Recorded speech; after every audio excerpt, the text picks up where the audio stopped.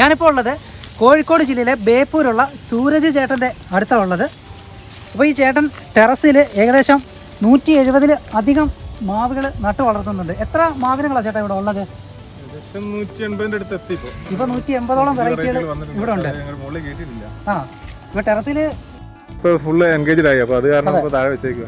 എത്ര വർഷമായി ചേട്ടാ ഈ ഒരു പരിപാടി തുടങ്ങിയിട്ട്? ഈ ഒരു മാവ് കളക്ഷൻ 7 വർഷത്തിൻ്റെ അടുത്തായി തുടങ്ങി. 7.5 വർഷമായിട്ടുള്ള കളക്ഷനാണ്. അപ്പോൾ ഏതൊക്കെ വെറൈറ്റികളാണ് ഉള്ളത് അങ്ങനെ പറയാൻ പറ്റുമോ ചേട്ടൻ? എന്തൊക്കെയാണ് പറഞ്ഞാൽ കോമൺ ആയിട്ടുള്ള ഒരുവിധം എല്ലാ വെറൈറ്റികളും ഉണ്ട്. പിന്നെ റയർ ആയിട്ടുള്ള പല വെറൈറ്റികളും സംഘടിപ്പിച്ചുകൊണ്ട് വെക്കുന്നത്. അതായത് ഞങ്ങളെ വാട്സപ്പ് ഗ്രൂപ്പ് വഴി ഈ കേരളത്തിലുള്ള അപൂർവതരം മാവുകളൊക്കെ ഉണ്ട്. കുറെ അപൂർവ മാവുകളൊക്കെ ചേട്ടൻ ഇങ്ങനെ കളക്ട് ചെയ്തുകൊണ്ടിരിക്കുക. കിട്ടുമ്പോൾ ചിലർ തൈ ആയിട്ട് തരും. അങ്ങനെയുള്ളത് ഇങ്ങനെ കളക്ട് ചെയ്ത് അല്ലെന്നുണ്ടെങ്കിൽ സാധനം എടുത്ത് ചേട്ടൻ അത് ഗ്രാഫ്റ്റ് ചെയ്ത് എടുക്കുക ചെയ്യുന്നത്. അയച്ചു തരും. ആണല്ലേ? ഇത് മാത്രം നാടൻ മാവിനങ്ങളാണോ അതോ വിദേശിയെല്ലാം ഉണ്ട്? വിദേശിനങ്ങളും ഉണ്ട്. ചേട്ടൻ എങ്ങനെ ഈ ഒരു പാഷനകത്തോട്ട് വരാനുണ്ടായ ഒരു സാഹചര്യം? എന്ന് പറഞ്ഞാല് ആദ്യം വിദേശ പഴങ്ങളുടെ ഒരു കളക്ഷൻ ഉണ്ടായിരുന്നു തൈകളെ. പക്ഷെ അത് ഭയങ്കര ക്ഷീണമാണ്. അതായത് ഭയങ്കര പറ്റിയിട്ടാണ്. ഒറിജിനൽ നമുക്ക് കിട്ടത്തില്ലേ? ഒറിജിനൽ കിട്ടിയാലും ടേസ്റ്റ് വൈസ് ഒന്നും വലിയ ഗുണമില്ലാത്ത സാധനങ്ങളാണ്. ഭയങ്കര പേരുകളായിരിക്കും. അതായത് cedar bay cherry, Australian cedar bay cherry, West Indian cherry, finger lemon, അങ്ങനെ കുറെ പേരുകളുണ്ട്. പക്ഷേ പേരിനനുസരിച്ചുള്ള ഗുണങ്ങളില്ലായിരുന്നു. പേരിനനുസരിച്ചുള്ള ഗുണങ്ങൾ നമുക്ക് കിട്ടും. പക്ഷെ ഭയങ്കര വിലയാണ് തൈകൾക്കൊക്കെ. ഇതിങ്ങനെ അതിന്റെ കൂടെ 2-3 മാവുകൾ ഉണ്ടായിരുന്നു. കവറിനകത്ത് കാഴ്ച തുടങ്ങിയപ്പോൾ പിന്നെ അതിനോടുള്ള ക്രേസ് കൂടി. അങ്ങനെ കളക്ഷൻ. അപ്പോൾ നമുക്ക് ഈ തറയിൽ വെക്കുന്നതിനേക്കാളും കൂടുതൽ ഒരു റിസൾട്ട് ഈ ഒരു ബാഗുകളിൽ വെക്കുന്ന സമയത്ത് കിട്ടുന്നുണ്ടോ? ബാഗിലോ അല്ലെങ്കിൽ ഡ്രമ്മിലോ ഒക്കെ ചെയ്യുന്ന സമയത്ത് പെട്ടെന്ന് റിസൾട്ട് കിട്ടും. കാരണം താഴെ വെച്ചാൽ അത് വളർന്നു പോകാനുള്ള ടെൻഡൻസിയാണ് വരിക. ഇതാകുമ്പം ഏകദേശം ഒരു 3 വർഷം കൊണ്ട് തന്നെ കാഴ്ച തുടങ്ങും. 3 വർഷം ആകുമ്പോഴത്തേക്ക് തന്നെ ഇങ്ങനെ കാഴ്ച തുടങ്ങുക ചെയ്യുന്നത്. സാധാരണ ഞാൻ ഈ തൈകളൊക്കെ കൊടുക്കുന്ന സമയത്ത് പറയുന്നത് പറഞ്ഞാൽ 2.5 അല്ലെങ്കിൽ ഒരു 3 വർഷം ആകുമ്പോഴത്തേക്ക് മാവ് തൈകൾ കായ്ക്കുന്ന. പക്ഷെ നേരത്തെ വെച്ചാൽ ആ റിസൾട്ട് കിട്ടില്ല. എന്തായാലും വെയിലിന്റെ അഭാവം, പിന്നെ എത്ര വളം കൊടുത്താലും അത് വളരാനുള്ള ടെൻഡൻസി വരും. കാരണം വേര് നീളം കൂടുന്നതിനനുസരിച്ച് മരം പൊക്കം വെക്കും. അപ്പോൾ ഈ ഒരു ബാഗിൽ വല്ലെന്നുണ്ടെങ്കിൽ ഈ ഡ്രമ്മിലൊക്കെ ആണെന്നുണ്ടെങ്കിൽ ഈ കായ്ക്കാനുള്ള ടെൻഡൻസി കൂടുതലാണ്. അങ്ങനെയാണ്. പിന്നെ അധികം ഉണ്ടാവില്ല, നമുക്ക് ആവശ്യത്തിനുള്ള മാത്രമേ കിട്ടുള്ളൂ. എന്നാലും വെറൈറ്റികൾ കിട്ടും. പല വെറൈറ്റികളായിട്ട് നമുക്ക് കഴിക്കാം. ചേട്ടൻ ഈ കഴിച്ചിട്ടുള്ളത് വെച്ചിട്ട് ഏറ്റവും ടേസ്റ്റ് തോന്നിയിട്ടുള്ള മാവിന ഏതാ? അല്ലെന്നുണ്ടെങ്കിൽ നമുക്ക് നന്നായിട്ട് നല്ല രുചിയുള്ള ഞങ്ങളുടെ നാടൻ ഒരു മാവുണ്ട്. അതായത് ഞങ്ങളെ ഇവിടെ കോഴിക്കോട് തന്നെയുള്ള ഒരു ശിവരാജേട്ടൻ ഉണ്ടായിരുന്നു. ഇതേപോലെ ഗ്രോബയിൽ വളർന്ന മരിച്ചുപോയി. പുള്ളിയുടെ തന്ന തൈയായിരുന്നു. പേരില്ല. പേര് അത് ഉത്തരേന്ത്യയിൽ നിന്നൊരു എഞ്ചിൻ ഡ്രൈവർ മാങ്ങ തിന്നിട്ട് അതിന്റെ അണ്ടി കുഴിച്ചിട്ടുണ്ടായതാന്ന് പറഞ്ഞു. മാങ്ങാണ്ടി കുഴിച്ചിട്ട് അപ്പൊ അവര് ഇങ്ങനെ ഇതേപോലെ തൈ ഉണ്ടാക്കാൻ പറഞ്ഞപ്പോ അദ്ദേഹം ഉണ്ടാക്കിയിട്ട് ഒരു തൈ എനിക്ക് തന്നതാണ്. അപ്പോൾ ആളുകൾ ഈ മാങ്ങാണ്ടി അയച്ചു തരും, അല്ലെന്നുണ്ടെങ്കിൽ അതിന്റെ സയോൺ അയച്ചു തരും. അങ്ങനെയൊക്കെയാ? മാങ്ങാണ്ടി ഇല്ല, സയോൺ അയച്ചു തരും. മാങ്ങാണ്ടി ഇട്ടിട്ട് കാര്യമില്ല. മാങ്ങാണ്ടി പിന്നെ വർഷങ്ങളോളം പിടിക്കും. അല്ല അപ്പൊ ഈ മോണോപോളിക്ക് അല്ലെ ഇതാണെങ്കിലും അതായത് അത് 3 വർഷം കൊണ്ടാവില്ല. 3 വർഷം കൊണ്ടാവത്തില്ല. ഈ വിത്തിട്ട് കിളിപ്പിച്ച് കഴിഞ്ഞാൽ എന്തായാലും സമയം എടുക്കും. നമ്മൾ ഗ്രാഫ്റ്റ് ചെയ്യുന്നതിന് റിസൾട്ട് കൂടുതലായിട്ട് കിട്ടും. എന്തായാലും 3 വർഷം കൊണ്ട് കായ്ക്കും. 3 വർഷം കൊണ്ട് കായ്ക്കും. ചേട്ടാ 1-2 ഇനങ്ങളൊന്ന് പരിചയപ്പെടുത്തി തരാമോ? കുറച്ച് വ്യത്യസ്തമായിട്ടുള്ള. എന്ന് പറഞ്ഞാൽ ഇത് ഞങ്ങളിവിടെ കോഴിക്കോട് മലപ്പുറം താന്നൂർ എന്ന് പറയുന്നത്. താന്നൂർ ബോയ്സ് സ്കൂളിലെ മാവാണിത്. താന്നൂർ ബോയ്സ് അവിടെ സ്കൂളിനകത്തുള്ള കോമ്പൗണ്ടിനകത്തുള്ള ഒരു മാവാണ്. ഇത് വേറെ പുറത്തൊന്നും കണ്ടിട്ടില്ല. ഇത് എൻ്റെ ഒരു സുഹൃത്ത് തന്നതാണ് എനിക്ക്. താന്നൂരിലെ അതും അദ്ദേഹം തന്നെ തന്നെയാണ്. അതിന്റെ അപ്പുറമുള്ളത് അത് നിളാപസന്ത്. നിളാപസന്ത് എന്നാണ് പേരിട്ടിരിക്കുന്നത്. അതൊരു അത് അവരായിട്ട് വീട്ടുകാരായിട്ട് ആലോചിച്ച് അവർക്കായിട്ട് കൺവിൻസ് ആയിട്ടുള്ള പേരുകളൊക്കെയാണ് ഞങ്ങൾ ചെയ്യുന്നത്. കാരണം ഇത് ഈ ഒരു വെറൈറ്റി വേറെ എങ്ങും ഉണ്ടാവാനുള്ള സാധ്യത റയറാണ്. ആളുകൾക്ക് അറിയാത്ത രീതിയിലൊക്കെ ആയിരിക്കും.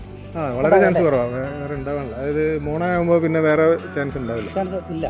അതും അതുപോലെ കോഴിക്കോട് നമ്മുടെ ലുലു മാള് വന്നിട്ടുണ്ടല്ലോ, അതിന്റെ ജസ്റ്റ് ഓപ്പോസിറ്റിൽ ഒരു വീട്ടിലത്തെ മാവാണ്. അത് നിറയെ കായ്ച്ചിരുന്നു. കൊലകൊലയായിട്ട് ഇതാ വേറെ ഒന്നും ഉണ്ട് അതിന്റെ ഒരു ഈ ചോപ്പ്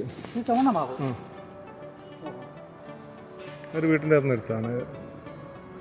അതും പേരൊന്നും ഇട്ടിട്ടില്ല. അവര് ഞങ്ങൾ ബ്ലൂ ലാർക്ക് എന്നാണ് ഞങ്ങൾ വിളിക്കുന്നത്.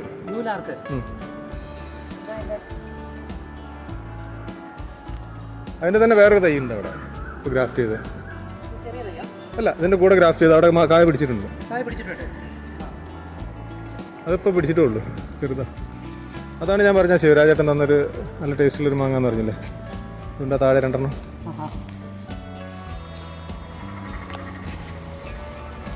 ഈ ഒരു വെറൈറ്റി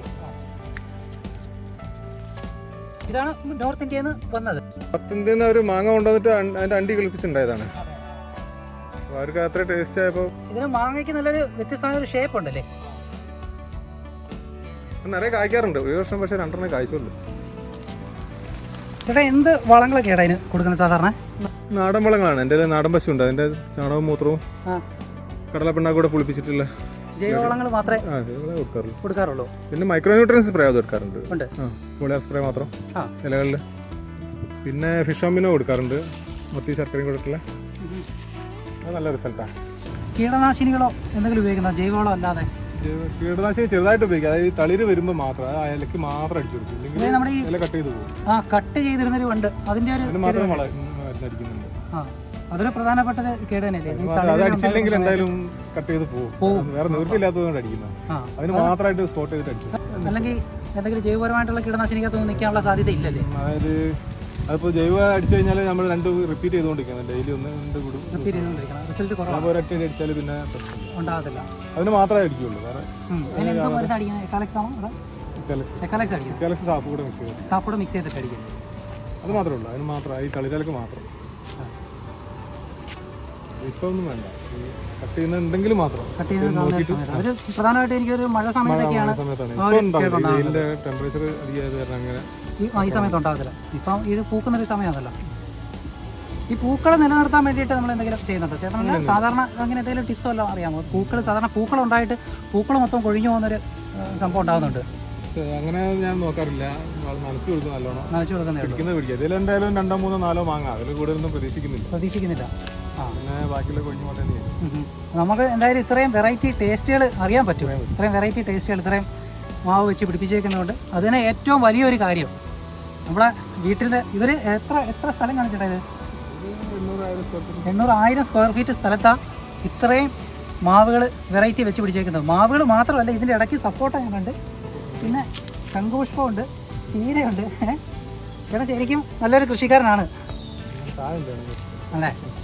അത് നമ്മളെ ഞാൻ പറഞ്ഞ അതിൻ്റെ കൊലകൊലയായിട്ട് കിടക്കുന്നത്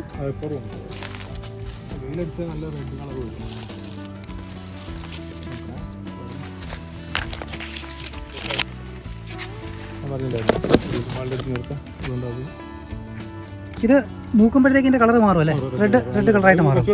നല്ല റെഡ് വരും. ചേട്ടാ നമ്മൾ ഈ ഗ്രോ ബാഗിൽ വെക്കുമ്പോൾ എന്തൊക്കെ വളങ്ങൾ എങ്ങനെയാണ് ഇത് ചെയ്യുന്നത്? ചാണകപ്പൊടി, എല്ലുപൊടി, വേപ്പിൻ പിണ്ണാക്ക്. ചാണകപ്പൊടി, എല്ലുപൊടി, വേപ്പിൻ പിണ്ണാക്ക് ഇത്രയും ചേർത്തിട്ട് തൈകൾ നടുന്നത്. ഫാക്ടറിയിൽ നിന്ന് മേടിക്കുന്ന വളമുണ്ട്, ചകിരിച്ചോറ് കമ്പോസ്റ്റ് ഇടുന്നത്. അപ്പോൾ നമ്മൾ ഈ ഒരു ഗ്രോ ബാഗിലാണെങ്കിൽ നമുക്ക് എത്ര നാൾ ഒരു ഗ്രോ ബാഗ് നിലനിൽക്കും? ഇപ്പം 3 വർഷം കഴിഞ്ഞു. ഈ ഗ്രോ ബാഗ്, ഒരു ഗ്രോ ബാഗ് 3 വർഷത്തോളം നമുക്ക്? 3 വർഷമല്ല, ഒരു 4-5 വർഷം വരെ കിട്ടും. 5 വർഷം വരെ ഒരു ഗ്രോ ബാഗ് കിട്ടും.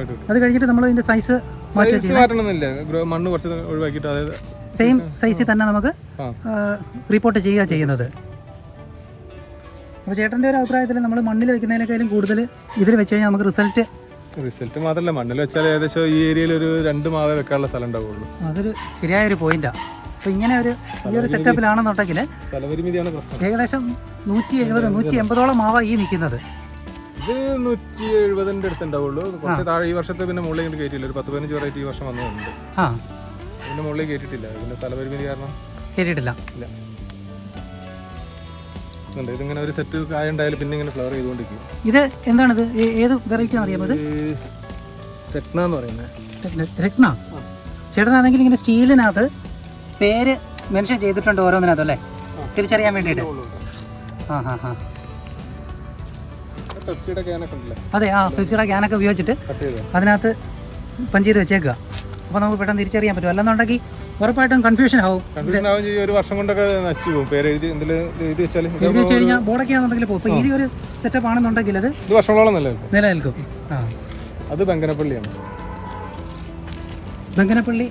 ഇത് ബങ്കനപ്പള്ളി കഴിക്കുന്നതിൻ്റെ ഒരു റിവ്യൂ ഞാനന്നേ കുറച്ച് ദിവസം മുമ്പിട്ട് ഇട്ടിട്ടുണ്ടായിരുന്നു. വ്യത്യാസമുണ്ട്, പക്ഷേ ഇത് ഏകദേശം ഈ സൈസ് തന്നെ ഉണ്ട്. ഇതിനൊരു ഷേപ്പ് വ്യത്യാസമുണ്ട്. ഇത് നല്ല മൂത്തിട്ട് ഞങ്ങൾ പറിക്കാറുള്ളൂ. ശരിക്കും മഞ്ഞ കളർ വന്നാൽ തന്നെ പറിക്കുള്ളൂ. എന്തായാലും മധുരം കൂടും, നല്ല ഇതുണ്ട്. പിന്നെ ഇവിടെ ബെന്നറ്റ് അൽഫോൺസ് ഉണ്ട്. അതുപോലെ ഇത് പിന്നെ ഞങ്ങളുടെ വീട്ടിൽ തന്നെയാണ് ഒരു മാവ്. ഇതിൻ്റെ മുകളിൽ 3 എണ്ണം ഉണ്ട്. ഇതേതാ? ഇത് ഞങ്ങളുടെ വീട്ടിലുള്ളതാണ്. ചെറിയ കമ്മട്ടി എന്ന് പറയും. കമ്മട്ടി. ചെറിയ കമ്മട്ടി എന്ന് പറയുന്നല്ലേ? ചെറിയ മാങ്ങകൾ ഉണ്ടാവുന്നേ? അല്ല, അത് കുറച്ച് വലുപ്പം ഉണ്ടാവും. ഒരു 1/2 കിലോൻ്റെ അടുത്ത്. ഇതിന്റെ വലിയ കമ്മിറ്റി എന്ന് പറയുന്നത് ഒരു 2.5-3 കിലോ അടുത്ത് 2 കിലോൻ്റെ അടുത്ത് വരുന്ന മാങ്ങകളാണ്. മാങ്ങയ്ക്ക് അത്രയും വെയിറ്റ്, 2 കിലോ വെയിറ്റ് വരുന്ന മാങ്ങ ഇതിനകത്ത് ഉണ്ടാവുന്നത്. വലിയത് ഇപ്പം ഞങ്ങൾ ഈ ഏരിയയിലായിട്ട് റോഡ് ഏരിയയായിട്ട് കാണുന്ന സാധനങ്ങളായിരുന്നു. ആണല്ലേ? അതിപ്പം വംശനാശം സംഭവിച്ചുകൊണ്ടിരിക്കുകയാണ്.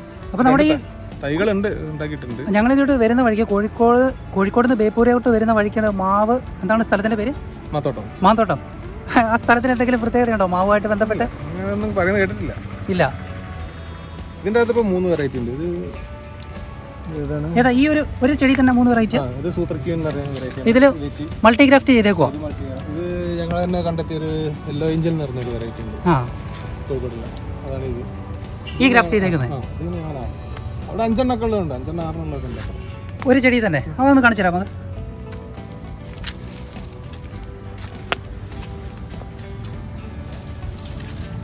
ചേട്ടാ ഈ ഇതേതാണെന്ന് പറഞ്ഞിട്ട് പോമോ? ഇത് ഈ വലിയ മാങ്ങ അത് നമ്മുടെ വെള്ളരി മാങ്ങ എന്ന് പറയും. വെള്ളരി മാങ്ങ കൊല്ലം ഭാഗത്തുള്ള, കൊല്ലം സൈഡിലായത് ഉണ്ടാവുന്നില്ല സാധാരണ. അത്രയും വലിപ്പം നീളത്തില് നാടൻ മാങ്ങയാണിത്. ഓ, ഇതിങ്ങനെ ഇതിപ്പോ 4ാമത്തെ ഫ്ലവറിംഗ് ആണ്. ഇത് ഈ വർഷം തന്നെ 4 ഘട്ടമായിട്ട് ഫ്ലവർ ചെയ്താ. ഈ ഒരു വർഷത്തിൽ തന്നെ 4ാമത്തെ പ്രാവശ്യം. അതിന്റെ കൂടെ മാങ്ങ ഇതിന് മുന്നേ ഫ്ലവർ ചെയ്തൊക്കെ മഴ ചെയ്ത് പോയിച്ചു. അവിടേക്ക് ഇങ്ങനെ ഫ്ലവർ ചെയ്ത് കൊണ്ടേക്കും. വേറെ മൾട്ടിഗ്രാഫ്റ്റ് ഒന്ന് കാണിച്ചു തരാമോ?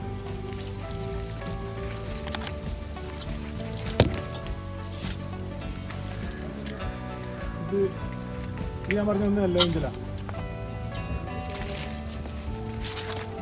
അതിനകത്ത് ഒന്ന് യെല്ലോ ഏഞ്ചൽ. ഇത് ഞങ്ങളുടെ ഒരു കോമാങ്ങ എന്ന് പറയും. കോമാങ്ങ കേട്ടിട്ടുണ്ട്, നാടൻ വെറൈറ്റി. ഇത് പിന്നെ ഗ്രാമ്പൂ എന്ന് പറഞ്ഞൊരു വെറൈറ്റി ഉണ്ട്. മുക്കം ഭാഗത്തുള്ള, മാവൂര് ഭാഗത്തുള്ള ആ ഗ്രാമ്പൂ എന്ന് പറഞ്ഞത്. ഇത് അച്ചാർ മാങ്ങ എന്ന് പറഞ്ഞ ഒരു വെറൈറ്റിയാണ്. ഒരാൾ തന്നാണ് സാധനം പാലക്കാട് നിന്ന്. അത് നമ്മുടെ എന്തായിരുന്നു പടവലം എന്ന് പറഞ്ഞൊരു മാങ്ങ. പിന്നെ അത് എന്തോ ഒരു മാങ്ങയാണ്. അത് തൈ അതായിരുന്നു ഒറിജിനൽ ഉണ്ടായിരുന്നു അതിന്റെ മുകളിൽ തൈ. ഇത് ഏതിനകത്താണ് ഇത് ഗ്രാഫ്റ്റ് ചെയ്തേക്കുന്നത്? ഏത് മാവിനകത്താണ് ഇതിപ്പം ചെയ്തേക്കുന്നതെന്ന് വെച്ചാൽ ഓരോന്നിന്റെ നാടനകത്താ. ഇതിപ്പോ ഈ കോമാങ്ങ എന്ന് പറഞ്ഞതില്ലേ, അത് ഇവിടെ ഗ്രാഫ്റ്റ് ചെയ്താണ്. അന്ന് ബ്രാഞ്ച് വന്നപ്പോൾ 2 തൈ വേറെ കൊടുക്കും. പിന്നെ അതിന്റെ ഈ റൂട്ട്സ് വെക്കുന്ന തൈകൾ വരുമ്പോൾ അതിലങ്ങ് കൊടുക്കും. സ്ഥലമില്ലാത്ത കാരണം കിട്ടുന്നിടത്തൊക്കെ ആണ് കൊടുക്കാൻ.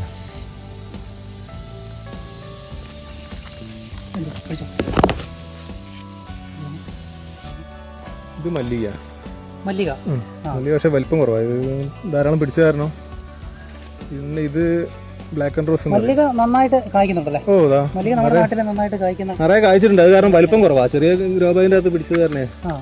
ഇത് ഫുള്ള് മല്ലിക. ഇത് ഫുള്ള് മല്ലികയായി കായ്ച്ചിരിക്കുന്നു. ഇത് ബ്ലാക്ക് ആൻഡ് റോസ്. നല്ല ഷേപ്പ് ഉണ്ടല്ലേ? ഒരു ചെറിയ ഉരുണ്ട ഷേപ്പ്. ഇതെന്താ എയർ ലെയറിങ് ചെയ്തേക്കുന്നത്? മാവിനകത്ത് ഇത് സാധ്യമാണോ എയർ ലെയറിങ്? എനിക്ക് അത്ര കോൺഫിഡൻസ് ഇല്ല. ആളിങ്ങനെ നിർബന്ധിച്ച കാരണം ചെയ്ത് വെച്ചതാ. ഒന്ന് ട്രൈ ചെയ്ത് നോക്കുക, ചിലപ്പോൾ സക്സസ് ആവും. സാധാരണ റൂട്ട് വെച്ചിട്ട് ചെയ്തു, 1-2 ചെയ്തിട്ടുണ്ട്. അത് സക്സസ് ആണ്. അതെ, മൾട്ടി റൂട്ട് വെച്ചിട്ട് ഇങ്ങനെ ചെയ്യുന്നോണ്ടുള്ള ഗുണം എന്താ? ഈ മൾട്ടി റൂട്ട് ഇത് ഗ്രോ ബാഗിന്റെ അകത്ത് വലിയ ഗുണമില്ല. പക്ഷെ തറയിലൊക്കെ വെക്കുമ്പോൾ 2 മാവിന്റെ വേരുകൾ ഉണ്ടാവും. 2 മാവിനൊന്നും കൂടെ നല്ല ഗ്രോത്ത് ഉണ്ടാവും. ഇതൊക്കെ ചേട്ടന് വലിയ ഗ്രോ ബാഗിലോട്ട് മാറ്റാൻ വേണ്ടിയിട്ട് തയ്യാറായിരിക്കുന്ന ചെടികളല്ലേ? അടുത്ത വർഷം മാറ്റും.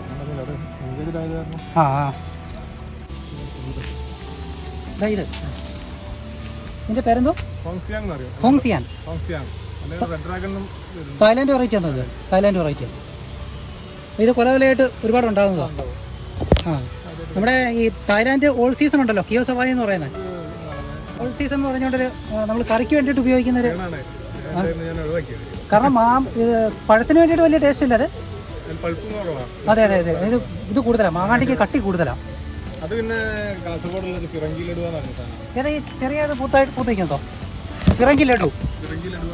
ഫിറങ്കി ലഡുവാ ഈ ഒരു വെറൈറ്റി. ഇത് നന്നായിട്ട് പൂത്തിട്ടുണ്ട്. ഇപ്പോൾ ആദ്യമായിട്ടാണ് പൂക്കുന്നത്?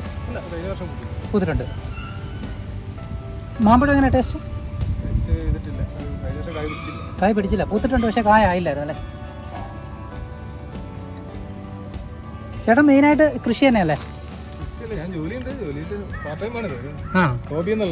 ഇത് കോട്ടിമാങ്ങ എന്ന് പറയും, കണ്ണൂർ ഭാഗത്തുള്ള കോട്ടിമാങ്ങ.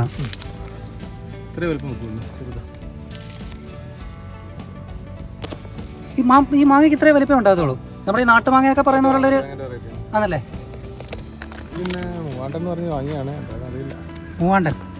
മൂവാണ്ടൻ മാങ്ങ ഇന്നലെ മാർക്കറ്റിൽ നിന്ന് വാങ്ങിച്ചിട്ടുണ്ട്, തീരെ ചെറുതായിരുന്നു. വ്യത്യാസം എന്താണെന്ന് അറിയില്ല. കുറേയൊക്കെ നഴ്സറിയിൽ നിന്ന് വാങ്ങുന്നതാണല്ലോ, ചിലപ്പോൾ ഇതിനൊക്കെ അങ്ങോട്ടും ഇങ്ങോട്ടൊക്കെ മാറും. ആ, അല്ല നഴ്സറിയിൽ നിന്ന് വാങ്ങുമ്പോൾ ഇത് ഹോം ഗ്രൗണ്ടിൻ്റെ കല്ല് കിട്ടിയ കല്ലുകെട്ടി മാങ്ങ.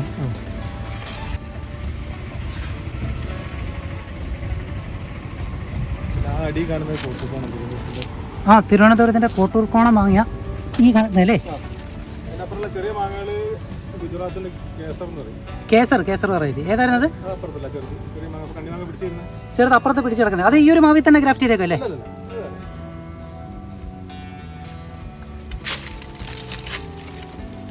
അപ്പുറത്തെ മാവിലത്.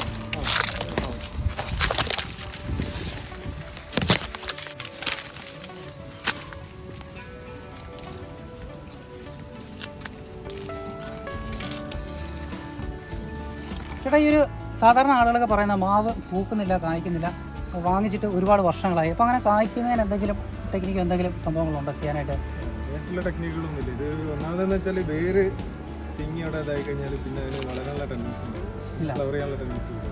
ആ, നമ്മൾ ഈ ഗ്രോ ബാഗിൽ വെച്ച് കഴിഞ്ഞാൽ ഉറപ്പായിട്ട് നമുക്ക് റിസൾട്ട് ഉണ്ടാവും. ഒരുവിധം കിട്ടേണ്ടതാണ്. അതായത് നല്ല വെയിലും ഉണ്ടെങ്കിൽ, വെയിലും നല്ല കെയറിങ് ഉണ്ടെങ്കിൽ 3 വർഷം കൊണ്ട് തീർച്ചയായിട്ടും കായ്ക്കും. ഇപ്പോൾ നമ്മൾ ഈ ഒരു സീസൺ കഴിഞ്ഞ് കഴിഞ്ഞാൽ ചേട്ടൻ പിന്നെ എങ്ങനെ അതിൻ്റെ കെയറിങ് ഒക്കെ? ഈ സീസൺ കഴിഞ്ഞ് കഴിഞ്ഞാൽ ഇനിയിപ്പം മഴേൻ്റെ മുന്നൊക്കെ പ്രൂൺ ചെയ്തിടും, അങ്ങനെ ഇട്ടേക്കും. പിന്നെ മഴ ഇല്ലെങ്കിൽ നനച്ചു കൊടുക്കും, അല്ലെങ്കിൽ അങ്ങനെ ഇട്ടിട്ട് പിന്നെ അടുത്ത ഒരു നവംബർ തുടങ്ങിയിട്ട് വളം ചെയ്ത് കൊടുക്കും. അതായത് ഗോമൂത്രവും ചാണകം കൂടെ കടലപ്പിണ്ണാക്കിൽ പുളിപ്പിച്ചിട്ട് അതങ്ങ് കൊടുക്കും, വളം കൊടുക്കും. നവംബർ സമയത്താണ് കൊടുക്കുന്നത് സാധാരണ? നവംബർ ഡിസംബറിലെ വളം അത് മുതൽ തുടങ്ങും. പിന്നെ എപ്പോഴും ചെയ്തുകൊണ്ടിരിക്കുന്നുണ്ട്, ആഴ്ചക്ക് 1-2 ആഴ്ച കൂടുമ്പോൾ അങ്ങനെ കൊടുക്കും. പിന്നെ ഫിഷ് ആമിനെ വെച്ചിട്ട് കൊടുക്കും. അപ്പോൾ അത് കഴിഞ്ഞപ്പോഴത്തേക്ക് ഒരു സീസൺ ആകുമ്പോഴത്തേക്ക് ഒരു 2 മാസം പിന്നെ ഫ്ലവറിങ് ആയിരുന്നു. അങ്ങനെ അത് പല വെറൈറ്റികൾ കാരണം പല സമയങ്ങളിലാണ് ഫ്ലവർ ചെയ്യുക. അതായത് ഇപ്പോഴും ഫ്ലവർ ചെയ്തുകൊണ്ടിരിക്കുന്നുണ്ട്. ഓൾറെഡി ഞങ്ങൾ കഴിച്ച കുറേ മാവുകളുണ്ട്, കുറേ പറിച്ചു കഴിഞ്ഞ്. ഇനിയിപ്പം ഈ മഴ മുന്നേ കുറേ ഉത്തരേന്ത്യൻ മാവുകൾ ഫ്ലവർ ചെയ്യാനുണ്ട്. അത് ഇനിയും അത് ലേറ്റ് ആണല്ലേ? നമ്മുടെ ഒരു സീസൺ കിട്ടിക്കൊള്ളണമെന്നൊന്നുമില്ല, പ്രൈസ് എന്നുള്ള നിലയ്ക്ക് ഇങ്ങനെ കൊണ്ടുപോകുന്നതായിട്ട്. അപ്പോൾ ഓക്കെ ചേട്ടാ, ഇത്രയും നേരം ഞങ്ങളോട് സഹകരിച്ച ചേട്ടനെ